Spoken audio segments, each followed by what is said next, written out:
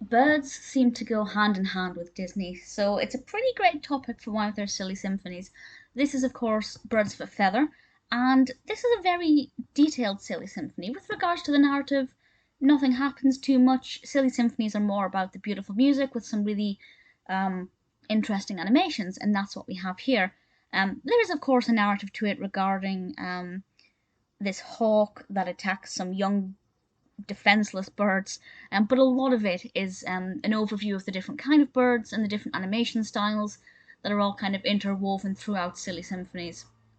And it does feel quite Disney, and that seems like a weird thing to say, but when you watch some of the silly symphonies, some of the animation styles are still being kind of tweaked and refined to get that classic Disney characteristic.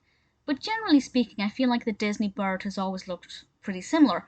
So this was released in 1931, directed by Burt Gillett, and produced by Walt Disney with music by Burt Lewis. And as I said, there is that little narrative about the hawk, a beautiful animation, but this hawk stealing a little baby bird, which is pretty depressing. But and the other kind of birds all join together and try and help out this baby bird, and it's all cute seeing these different types of birds all coming together. That's the thing that I love most about this. The narrative is interesting enough, pretty dark. There are some kind of really dark, silly symphony topics. This one's actually quite tame compared to some. But what I enjoyed about this was seeing all of the different birds singing and dancing and swaying and having a good time, and all the different species, half of which I can't name. But it's really nice. The animation style is fun to watch. It's quite engaging. It does, as I say, get kind of depressing once you get the giant hawk.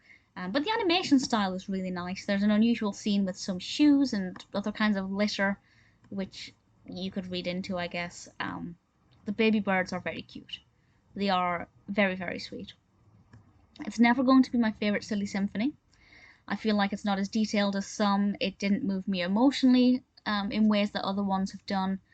But I did think the animation style was really nice. The music was pretty decent. The narrative that was there, although a little dark, it had its sweet moments, and I thought it worked really well.